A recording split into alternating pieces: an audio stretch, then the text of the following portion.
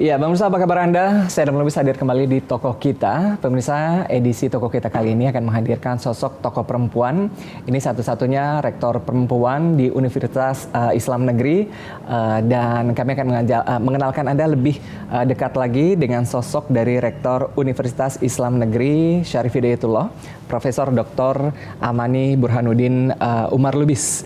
Assalamualaikum, apa kabar Prof. Amani? Prof. Amani, oke, pemirsa ini sangat menarik begitu ya, kita bicara mengenai di awal tahun 2020 begitu ya, tentang bagaimana kontribusi perempuan di 2020 ini, kemudian kita bicara mengenai label radikalisme di kampus. Nah ini juga banyak dibicarakan, tapi saya pengen tahu juga yang pertama sosok dari Profesor Amani. Prof, ini saya lihat tadi ya, sempat keliling juga nih. Saat ini saya berada di kampus Universitas Islam Negeri Syarif Hidayatullah. Dan Profesor Amani ini menjadi satu-satunya, tadi saya katakan, satu-satunya rektor perempuan di Universitas Islam Negeri. Begitu. Ini gimana ceritanya, Prof? Ya, bismillahirrahmanirrahim. Alhamdulillah, wassalatu wassalamu ala rasulillah, amma ba'd. Terima kasih sudah datang ke kampus kami, UIN Syarif Hidayatullah Jakarta. Dan kali ini istimewa karena kita baru di awal tahun baru dan UIN Jakarta memang baru hampir 1 tahun ini saya menjadi rektor. Ya, pelantikan tanggal 7 Januari 2019. Berarti ini hampir 1 tahun. Dan memang betul saya rektor UIN se-Indonesia pertama perempuan. Karena di seluruh Indonesia ada 17 UIN di berbagai provinsi dan kota-kota besar Indonesia. Sementara ini belum ada yang perempuan, saya baru pertama. Dan alhamdulillah ini atas kepercayaan dari Kementerian Agama maka bisa terlaksana. Dan tentu merupakan amanat yang besar. Dan insya Allah dengan kerjasama yang baik itu yang saya harapkan di kampus kita, dengan juga ada kesamaan visi misi untuk mencapai kemajuan bersama, insya Allah saya bisa melaksanakan tugas dengan baik. Iya. Nah ini banyak momentum-momentum yang tadi saya katakan begitu ya. Ini Ketua DPR kita perempuan. Nah sekarang Rektor UIN Jakarta perempuan begitu. Momentum bagaimana melihat 2020 begitu ya. Kontribusi momentum perempuan ini melihat kesempatan-kesempatan di awal tahun ini begitu dan selanjutnya sendiri. Kalau Prof. Amani sendiri melihatnya gimana, Prof? Baik, alhamdulillah saya lihat perempuan di Indonesia mendapatkan kebebasan untuk mengaktualisasikan diri. Kita sebagai aktivis perempuan sudah sejak lama ya mengupayakan agar akses pendidikan, kesehatan serta perlindungan hukum terhadap perempuan itu dicapai dengan baik ya di seluruh pelosok Indonesia. Nah, sekarang kita sudah memperoleh hasilnya. Perjuangan kita udah 20 tahunan lebih ya. Tapi sekarang ini alhamdulillah tadi sudah dikatakan Ketua DPR RI perempuan, kemudian banyak menteri perempuan dan kiprah perempuan makin nyata di seluruh kegiatan kehidupan manusia di Indonesia. Ini di masa yang akan datang tentu makin banyak lagi kelihatan perempuan-perempuan yang bisa menonjol, memimpin di bidangnya. Dan ini hasil dari tentu kerja keras si perempuan ini sendiri. Jadi kita selalu di perempuan ini jangan tunggu kesempatan diberikan oleh kelompok kita, oleh kalangan atau oleh pun lingkungan kita. Tetapi kita yang mengupayakan, kita yang bertekad untuk meraihnya, maka upaya kita inilah yang akan menjadi pengantar kita untuk satu kesuksesan atau satu jabatan.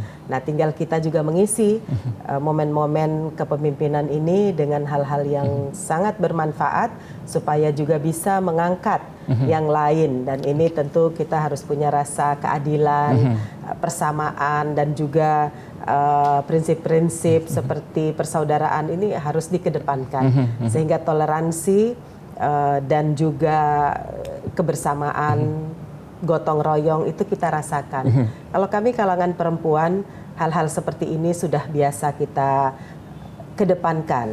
Nah, tinggal kita berupaya bagaimana bisa bekerja sama sebagai teamwork yang baik. Itu kita yang harus kita asah terus tiap harinya sehingga kita bisa mencapai apa yang diraih. Iya, berkolaborasi, kemudian juga perempuan memberikan semangat kepada perempuan, begitu ya. Semoga semangat ini semakin berkobar dan menyala. Tapi Prof, bicara mengenai ke UIN Syarif Hidayatullah sendiri, di tangan Profesor sendiri, mungkin pemirsa dan juga mahasiswa di UIN Jakarta pengen tahu kira-kira agenda utama begitu ya dari UIN Syarif Hidayatullah di tangan Profesor Amani Lubis ini seperti apa sih begitu ya, terkait dengan bagaimana kurikulum, pendidikan, kemudian juga dinamika di kampus begitu. Ya. Nah, kalau ditanya tadi target saya apa ya? Target saya adalah ingin menghasilkan mahasiswa yang berprestasi, menghasilkan juga dosen-dosen yang berprestasi, berkarya ilmiah, bertaraf internasional, serta berkiprah bukan hanya nasional tetapi juga internasional. Ditambah dengan tentu manajemen yang baik, tata kelola yang baik di dalam kampus, ini sangat membantu. Ditambah dengan kolaborasi internasional, sehingga kita punya pengakuan internasional terhadap kampus, terhadap UIN Syarif Hidayatullah Jakarta. Menarik. Kalau kita bicara mengenai educational background dari Profesor Amani Lubis ini, pemirsa, ini dari SMP kalau nggak salah ya, sampai S1 ya. Ini mengenyam pendidikan di luar negeri, khususnya di Mesir ya, Prof ya, Al-Azhar begitu ya. Nah, ini bagaimana tadi kita dunia pendidikan, khususnya di UIN Jakarta sendiri, ini bisa tadi berkolaborasi dengan universitas, dengan dunia pendidikan di luar sendiri, dan siswa-siswa kita juga memiliki akses pendidikan yang luas begitu ya, international mindset gitu. Gimana Prof? Ya betul. Jadi saya juga karena memperoleh 3 ijazah ya dari Al-Azhar di Kairo, dan wawasan saya dari bukan pendidikan agama yang murni ya. Jadi walaupun belajar di Al-Azhar Mesir, tetapi lulusan S1 saya sastra Inggris. Jadi belajarnya bahasa Arab, Inggris, dan Perancis. Alhamdulillah lulusan terbaik waktu itu. Sehingga ketika saya kembali ke Indonesia dan masuk ke ambil magister doktor pengkajian Islam, saya manfaatkan bahasa Arab, Inggris, Perancis saya untuk sebagai alat membaca referensi dengan 3 bahasa itu. Kemudian tentu saya tambah lagi bahasa Persia, bahasa Turki. Saya senang ya, Mandarin sempat belajar sedikit tetapi belum lanjut. Tapi saya minat bahasa. Nah, dari itu saya wawasan tidak hanya satu di bidang saya, tapi saya bisa melanglang buana lah ya di semua bidang ilmu. Saya minat lingkungan hidup, saya minat tentu kajian keislaman yang sangat detail, apakah itu di bidang filsafatnya, di bidang hukumnya, itu juga saya geluti.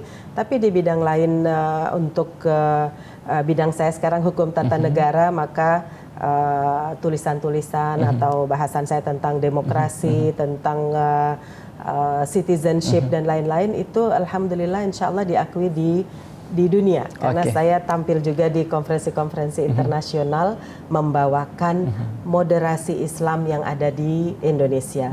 Ini sangat dicari di seluruh dunia, bagaimana Indonesia yang mayoritas muslimnya dengan adanya beragam agama, etnik, dan juga bahasa, tetapi bisa bersatu. Tentu ini saya jelaskan panjang lebar kalau di luar negeri, adanya Pancasila, adanya toleransi, kerukunan umat beragama, ini semuanya menjadi pilar-pilar yang dihidupkan di masyarakat Indonesia, sehingga kita bisa ya menjalaninya tiap hari. Tidak ada terputus misalnya ini terhambat atau apapun. Kalaupun ada masalah, ini namanya dinamika. Jadi kita selalu fleksibel menghadapi permasalahan. Dicontoh oleh dunia bahwa Indonesia bisa menjaga kerukunan dan juga bisa menjaga stabilitas yang ada sekarang. Iya, menarik. Ini menarik banget begitu. Kalau kita akan lebih lanjut ini bicara mengenai bagaimana tadi tata negara, kemudian juga peradaban di Indonesia sendiri. Menarik banget bicara sama Prof Amani ini.